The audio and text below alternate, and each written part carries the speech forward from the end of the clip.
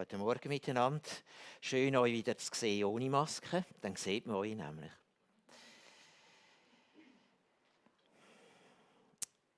Beide hatten noch kleine Kinder, sind aber vorbildliche Mitarbeiterinnen und Mitarbeiter in der Gemeinde. Was niemand gewusst hat, sie hatten Probleme. Ihre Ehe war am Ende. Sie haben Hilfe gesucht und ich habe sie begleitet. Schwierig war, vieles ist schwierig, wie eigentlich immer, wenn es so weit ist. Und ich bin dann nämlich so heim wegen der Kinder, das war am einfachsten. Und da erinnere ich mich an einen Abend, wo ich sie besucht habe. Ich komme in die Wohnung und sie hockt heulend in der Küche. Auf dem Tisch das kalte Essen. Ich frage sie, was ist los? Und dann erzählt sie. Sie sagt, ich habe heute während dem Tag so überlegt, es ist wirklich schlimm. Ich will mehr machen für unsere Ehe. Und sie hat gesagt, was kann ich machen? Ich kann ihm meine Liebe zeigen. Ich koche heute Abend für ihn sein Lieblingsessen. Und sie hat es gemacht. Und dann hat sie erzählt, dann ist er heimgekommen nach der Arbeit, hat kaum etwas gesagt, ist ins Zimmer gelaufen und hat sich dort eingeschlossen. Ich bin klopfen bei ihm und habe gefragt, was ist los?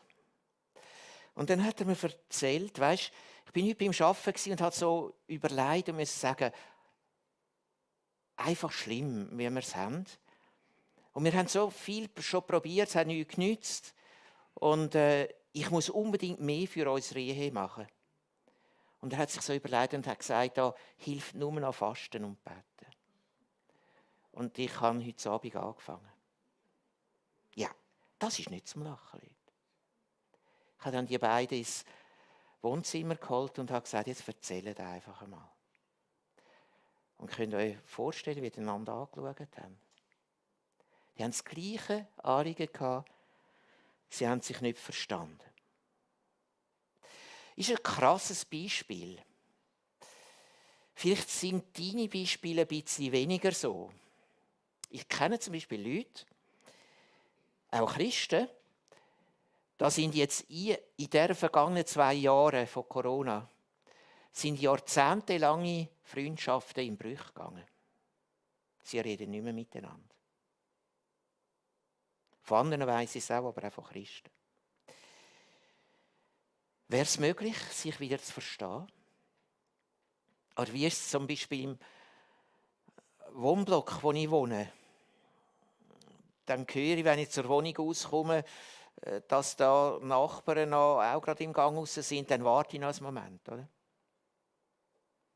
Oder ich gehe nicht in den Garten raus, wenn ich sehe, Nachbarn sind jetzt auch im Garten.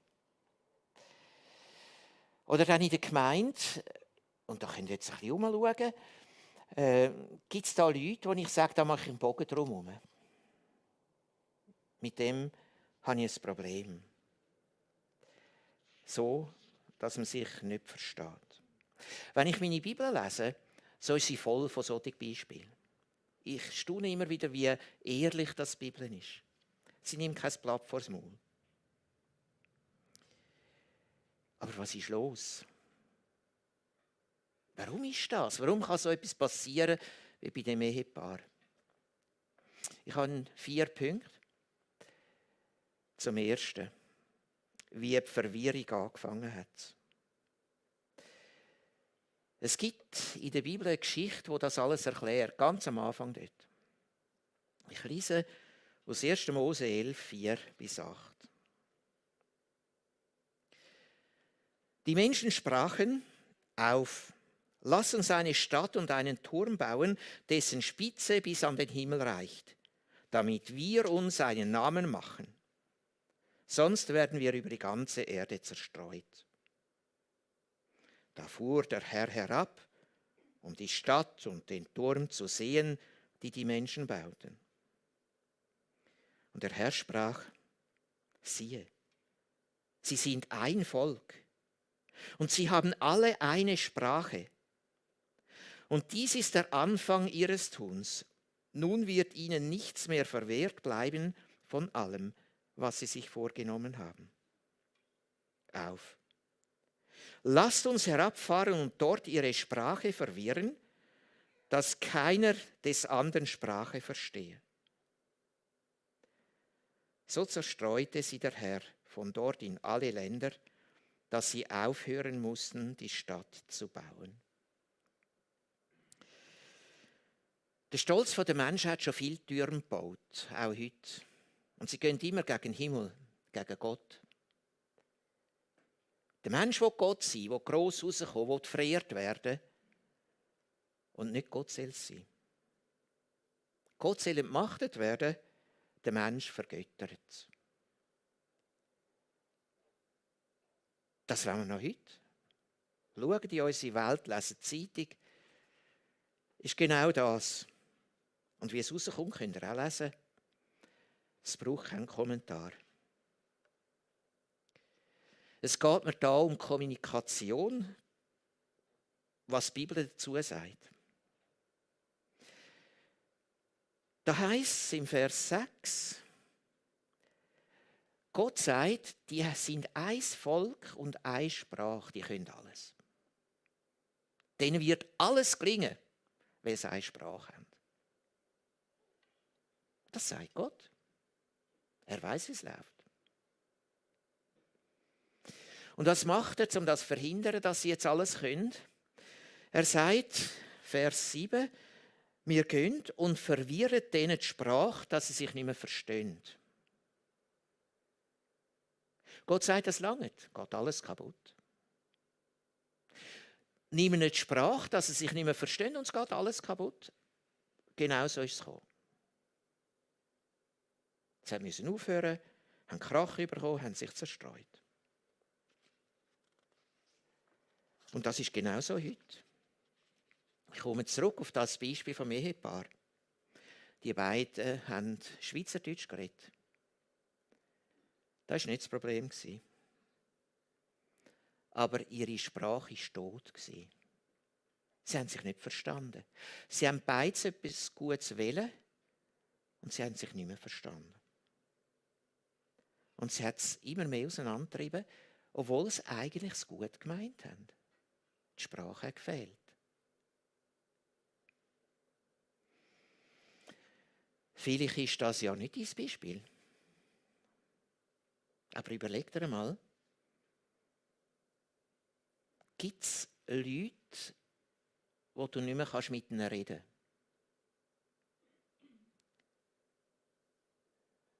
Ist interessant, immer wieder im Laufe der Zeit hat Gott mich an gewisse Leute erinnert, wo mir das in den Sinn kam. Du, aber dort ist auch nicht sauber mit dir. Und bei allem, was mir bis jetzt bewusst worden ist, habe ich angefangen und habe das Gespräch gesucht. Und ich weiss nicht ein Beispiel, wo es nachher nicht gut kam. Ich frage dich, wer kommt dir in den Sinn? Hast du irgendjemanden, wo die Beziehung kaputt ist oder gestört, wo ihr euch nicht mehr versteht? Dann müsst ihr die Sprache wieder lernen.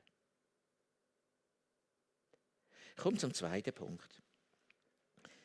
Die bösen Gedanken in uns. Der Goethe hat einmal gesagt, edel sei der Mensch hilfreich und gut, denn das allein unterscheidet ihn von allen Wesen, die wir kennen. Okay. Davon mag man ja schon träumen, aber die Realität ist eine andere. Der Wunsch, den haben wir als Menschen. Aber die Situation ist eine andere. Da ist die Bibel viel realistischer. Ich lese jetzt ein Zitat von Paulus in Römer 7, Vers 18. Ich weiß wohl, dass in mir nichts Gutes wohnt. Ich will zwar das Gute, aber ich schaff's nicht, so sehr ich mich auch darum bemühe. Paulus sagt, ich will schon, ich schaff's nicht. Vielleicht ist das deine Situation, ich will schon, aber ich schaff's nicht.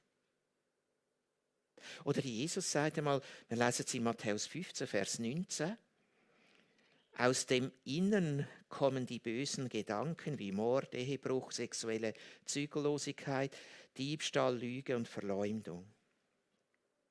Jesus sagt, das Böse ist in dir. Das kommt von innen raus, das kommt nicht von außen rein. Oder nicht nur von außen rein, das kommt von dir innen raus. Zum Beispiel, wenn du über andere redest. Überleg das mal.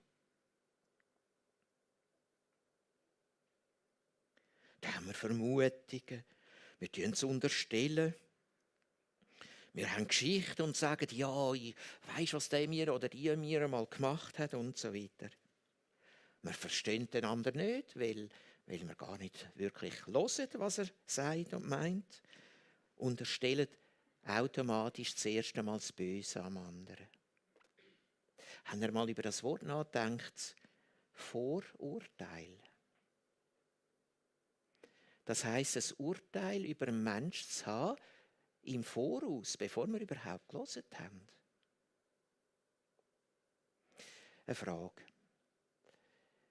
Warum verkaufen sich schlechte Schlagzeilen so gut?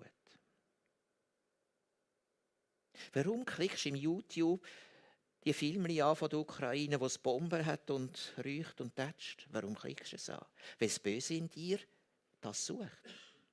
Ist irgendwie prickelnd, ist irgendwie etwas, wo Resonanz findet. Oder hast du schon gehört? Und dann kommt ja immer das Gute nachher, oder? Könnte ja sein. Ich könnte ja sagen, ich habe es gehört, etwas Gutes über einen Menschen. Aber Praxis ist das, was Jesus sagt, was aus uns rauskommt. Oder haben wir schon mal über das Wort Schadenfreude nachgedacht? Grauenhaft. Freude, meine Freude am Schaden für andere. Hat doch die Bibel recht. Ich merke, wie das Böse so tief in mir wohnt. Und das Verrückte ist, wir sehen das fast immer nur beim anderen. Obwohl Jesus sagt, das Böse kommt aus dir raus. Das ist da rein. Sehen wir es eigentlich immer ein bisschen anders und sagen, nein, der und das und dieses. Jesus sagt es so, Matthäus 7, Vers 3 bis 5. Warum regst du dich auf über den Splitter im Auge deines Nächsten, wenn du selbst einen Balken im Auge hast? Mit welchem Recht sagst du, mein Freund, komm, ich helfe dir, den Splitter aus deinem Auge zu ziehen, wenn du doch nicht über den Balken in deinem eigenen Auge hinausschauen kannst? Du Heuchler, zieh zuerst den Balken aus deinem eigenen Auge, dann siehst du vielleicht genug, um dich mit dem Splitter im Auge deines Freundes zu befassen. Wir sehen ganz schnell einmal, was beim anderen oder bei der anderen nicht gut läuft. Eben der Splitter. Es kann etwas Kleines sein, aber es ärgert mich. Warum eigentlich? Jesus sagt, das ist dein Problem, weil du den Splitter im anderen seinem Auge siehst. Das ist wie ein Spiegel, du siehst dann drin deinen Balken, das ist ja viel grösser als ein Splitter, und ärgerst dich darum. Darum ärgert es dich, weil dein Problem im anderen sichtbar wird. Und dann gehst du auf den anderen los, statt dass du selber auf dich schaust und merkst, du hast das Problem. Also, ich habe gelernt, mich zu reflektieren und zu fragen, wenn mich ein anderer oder etwas anderes so ärgert, warum eigentlich? Habe ich das Problem selber, das ich entdecke daran? Und darum ärgert es mich, sonst könnte es mir ja eigentlich gleich sein.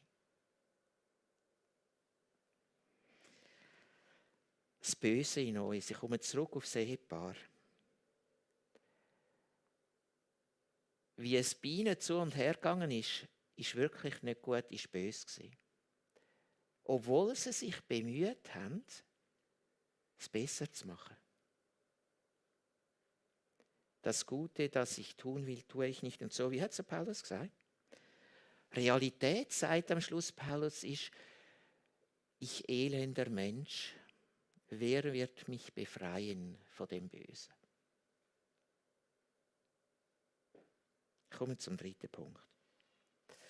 Hören, verstehen und reden lehren. Kommen wir zurück zum Beispiel mit der Stadt und dem Turm am Anfang. Wir haben dort gesehen, wenn die Sprache nicht mehr funktioniert, hast du nichts mehr. Geht nichts mehr. Es geht alles kaputt. Also wenn es so ist, dass dort alles kaputt geht, dann müssen wir dort ansetzen, um es wieder aufzubauen. Und da gibt uns die Bibel starke Worte mit. Zum Beispiel Jakobus, Kapitel 1, Vers 19. Jeder soll schnell bereit sein zu hören, aber sich Zeit lassen, bevor er redet, noch mehr, bevor er zornig wird. Der Luther in seiner Übersetzung sagt es noch ein bisschen prägnanter und sagt, jeder sei schnell zum Hören und langsam zum Reden und langsam zum Zorn. Da geht es jetzt nicht um Berndeutsch oder Zürichdeutsch wegen der Geschwindigkeit vom Reden. Aber eigentlich läuft es doch eher umgekehrt. Wir sind sofort da und wissen alles, oder? Und schwätzen. Wir wissen es ja immer sofort, ohne dass wir überhaupt richtig hingelassen haben. Schwierig. Wir müssen uns Zeit nehmen, sagt die Bibel. Zeit nehmen zum Hören. Viel Zeit nehmen zum Hören und erst dann reden oder gar verrückt werden. Bedingt durch meine Tätigkeit früher habe ich viel in Leitungsgremien mitarbeiten. Und ich erinnere mich an ein Beispiel. Ich habe das Gremium nicht geleitet. Da hat es zwischen dem Leiter, der hat gewechselt, und dem Finanzer ein Problem gegeben. Und der Finanzer hat gesagt, ein guter Mann, der schon lange dabei war, hat gesagt, ich höre auf, könnt alles haben, ich höre auf. Und ich habe gemerkt, die Sprache funktioniert nicht zwischen den beiden, dem Leiter, dem Teamleiter und ihm. Und er hat abgeschlossen und ich habe ihm nur gesagt, er war ein wirklich Freund von mir, gehen wir miteinander essen. Wir haben in aller Ruhe Zeit miteinander beim Essen, in irgendeiner Ecke vom Restaurant. Er ist nachher geblieben, solange ich weiss. Wir haben die Sprache wieder gefunden. Wir haben Zeit gehabt. Vielleicht musst du jemanden auf einen Spaziergang einladen, an ein Wochenende oder irgendetwas. Du brauchst Zeit zum Verstehen. Und wir haben oder nehmen uns so wenig Zeit. Es geht darum, dass ich nicht nur oberflächlich sehe oder gar verurteile, was jemand macht, sondern dass ich dahinter schaue und mich bewegt. Was sind da für Interessen? Was bewegt der Mensch? Wo ist sein Herz? Und manchmal kann ich da wirklich mitgehen. Ich verstehe ihn. Es gibt keine Abkürzung auf dem Weg. Und zwar versuche ich, in seine Haut zu schleifen, manchmal auch in die Rolle zu wechseln und mir überlegen, wie ging es denn mir in dieser Situation. Und noch etwas. Mit dem festen Grundgedanken, das ist etwas, wo ich mich ganz fest dazu zwinge, der andere oder die andere meint es auch gut. Ich mute dem Menschen nicht von Anfang an, wie ich es vorher gesagt habe, ans Böse zu, sondern gehe davon aus, er oder sie meint es auch gut. Und so höre ich, bis ich verstehe. Ich gehe wieder zurück zum Beispiel vom Ehepaar. Die haben es beide gut gemeint und es ist eine Katastrophe geworden. Weil man nicht gehört und nachher geredet hat. Das war nachher im Wohnzimmer so.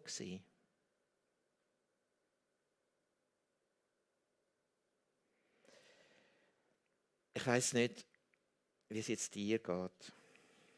Du musst vielleicht zum Telefon greifen. Jetzt dann nach dem Gottesdienst oder heute Nachmittag.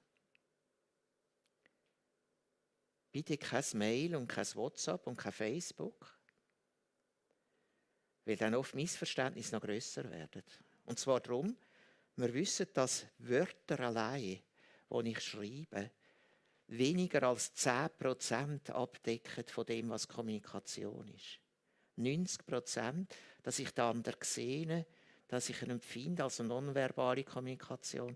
90% erreiche ich nicht. Und darum ist es oft so, wenn ich mit diesen blöden Medien nur Wörter schreibe, wird es noch grösser, das Missverständnis.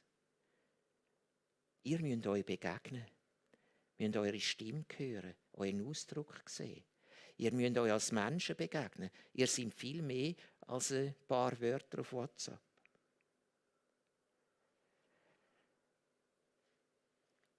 Es gibt keinen anderen Weg, dass er wieder zueinander findet, als über die Sprache.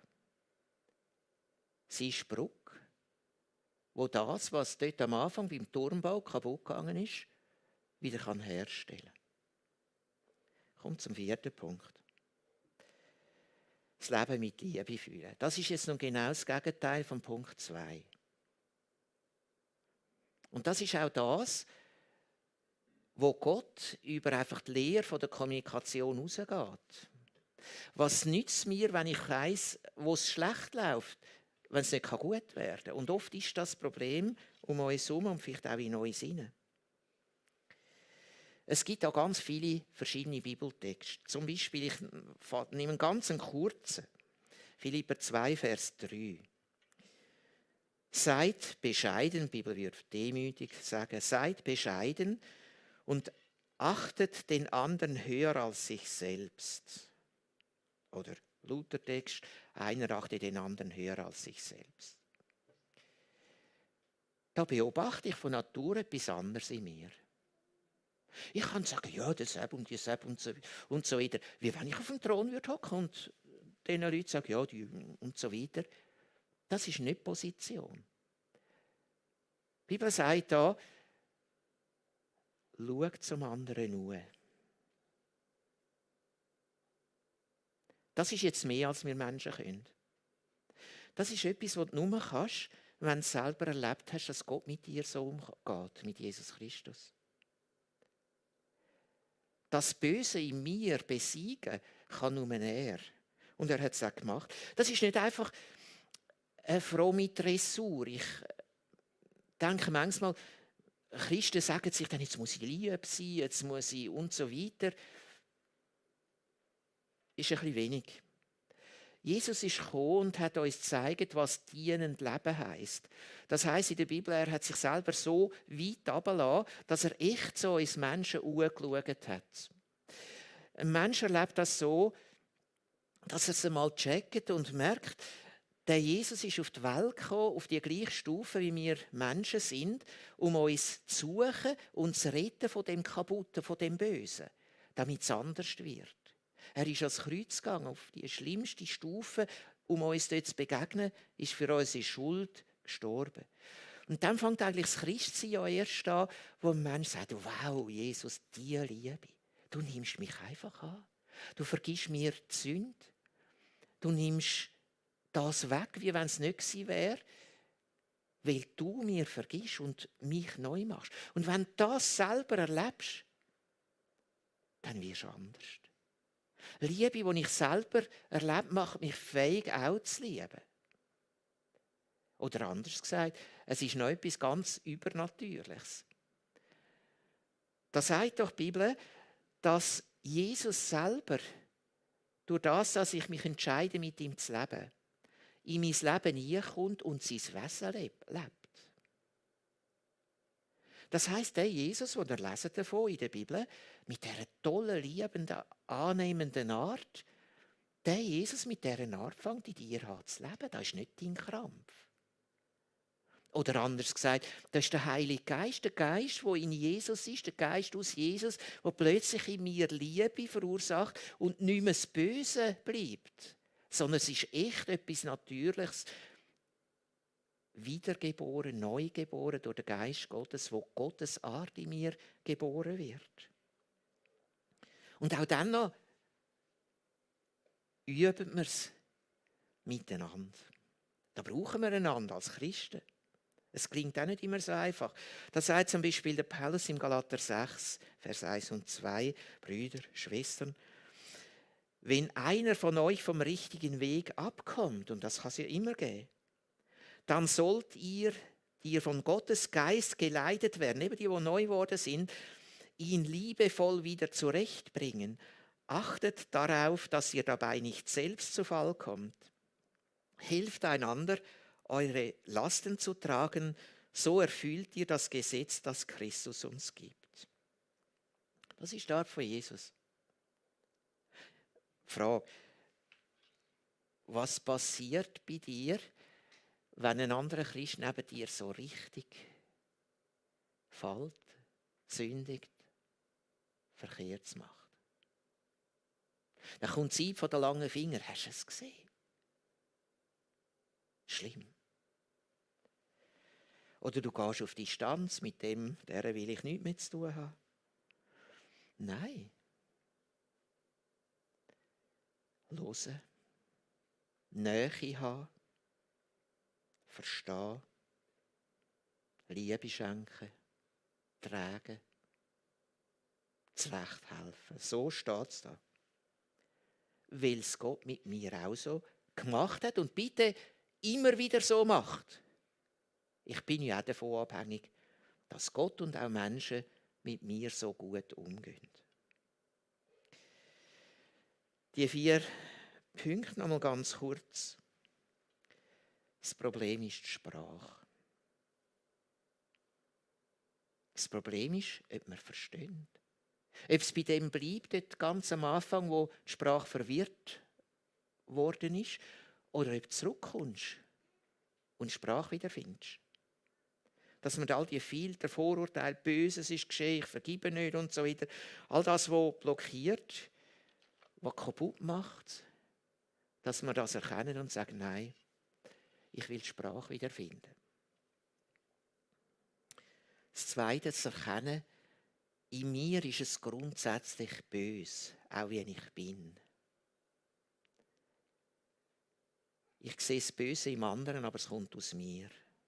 Ich bin nicht besser als ein Paulus, der sagt, ich weiß, dass in mir nichts Gutes wohnt, aus sich. Und er sagt ja dann, wer wird mich erlösen? Und sagt, ich danke Jesus, er wird es machen. Und macht es. Ich will auch das Böse in mir nicht mehr verstecken.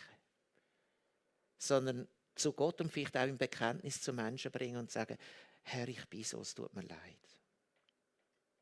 Nicht der andere ist das Problem, ich bin das Problem. Und das Dritte, einander verstehen wollen. Ich sage es nochmal, es gibt nur eine Brücke, das ist die Sprache. Du wirst keinen anderen Weg finden als Sprache. Gott sagt es am Anfang dort, beim Turm. Es geht, dass er redet und versteht. Und dass er es Gegenüber annimmt und in Liebe vergebt. Und dann das Vierte ist eigentlich das Schönste. Das Neue, wenn wir uns mit Jesus auf den Weg machen, ist, die Bibel braucht ja ein tolles Bild, finde ich. Da sagt doch einer, die Liebe von Gott ist ausgossen in mein Herz durch den Heiligen Geist. Ich stelle mir das einfach so vor, wie er seine Liebe in unser Leben hineinlehrt und das überfließt. Das ist echt neu und stark. Das kann sonst niemand sagen, außer die mit Jesus unterwegs sind. Dass er mehr und mehr durch mich sich lebt, seine Art. Und dann ist es so, wo ich hinkomme, da kommt Jesus in seiner Art hin. Und da gelingt Leben. Da gelingt auch, dass wir lieben und dass wir verstehen. Ich bete noch. Jesus, danke vielmals, dass du zu uns gekommen bist, hast uns nicht verachtet, hast uns angenommen, hast uns vergeben und liebst uns immer noch, trotz allem. Herr, und nun leb du das in uns. Dass nicht mehr das Böse, sondern dass du in uns wohnst und so auch redest und verstehst. Herr, schenk's uns. Amen.